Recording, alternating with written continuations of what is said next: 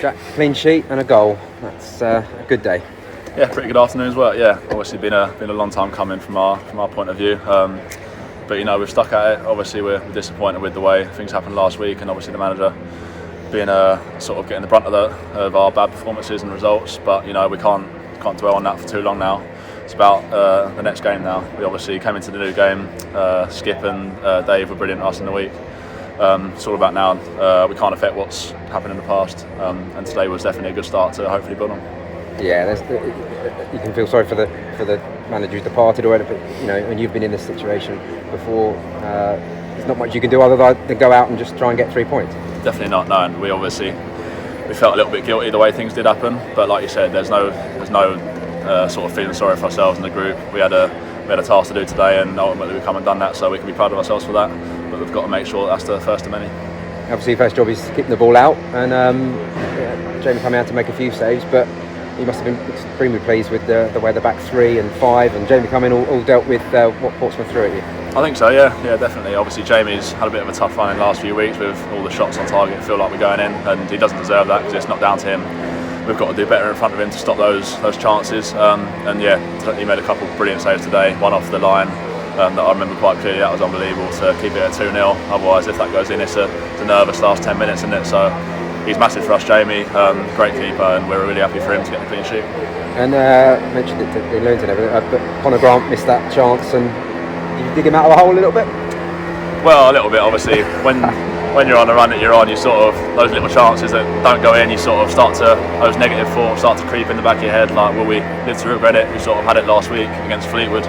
Didn't take our chances when they came, but obviously getting that goal pretty much straight afterwards sort of relieves that pressure again, and definitely helped us get over the winning line. It was a bit of a melee in the area, and you were able to kind of poke it home.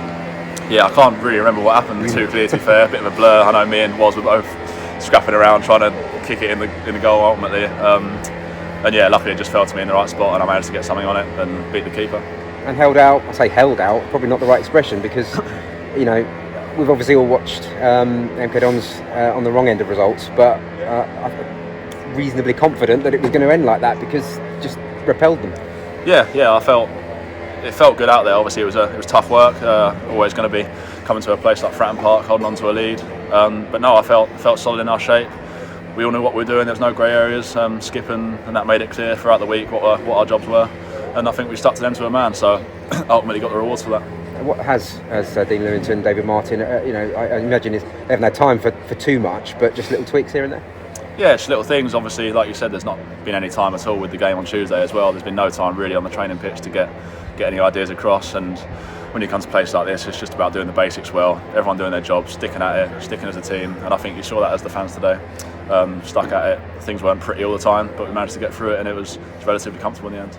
And opportunity maybe now to go on a little run. Obviously Leicester in the cup is kind of an opportunity just to play in a cup game, but then the bread and butter of the league starts again and need a run really. Of course, yeah, it's no secret that the league is the most important thing for us at this stage. So Forest Green is obviously a massive game for us, but no bigger than any other one. So every league game's the same, and obviously the next game is Leicester, so that'll have our full focus until Tuesday. Is it a bit of a free hit, the Leicester one? Just go out there and enjoy yourselves? To an extent, yeah. Obviously we sort of have our own expectations within ourselves of what we think we can achieve and what we've proved that we can do when we are at it. So hopefully it's a chance to go and win the game. Ultimately, we fully believe that we can do that. No hiding that it's going to be a tough one. Premier League opposition, just coming back from the World Cup, so they'll obviously want to get some confidence going into their league games. But yeah, obviously it's a good game to look forward to, and hopefully we can do something special. Psychologically, being 3 points from safety rather than 6 points is massive, isn't it? It's nice, yeah. I'd be lying if I said it wasn't. It's obviously you're one game away then, aren't you, when you're only 3 away. So it's nice to get that first win on the board to get us a little bit closer, but there's a long way to go yet. Plenty of points to play for still, so we'll take each game as it comes and try and get ourselves out of it as soon as possible. Have you found it at MK Dons this season? I know we spoke in pre-season about your time and coming here. You said you fit in well. Had that little spell out of the side, but you're now coming back in, and it feels like you're more assured of yourself, and you feel like you almost know what you're supposed to be doing out there, which at times I think probably half the team didn't. Yeah, I think definitely that's fair. At the start, I've made it no secret that I wasn't overly happy with the way I was playing. I think it did take me longer than I would want it to sort of come to grips with the way we play. As coming from Gillingham, it's obviously a very different style of play. So I think I'll be the first to hold my hands up that my performances haven't been where I wanted them to be or they were expected to be. So I take full ownership of that. And like you said, I think I do feel more assured and comfortable in what I'm asked to do now.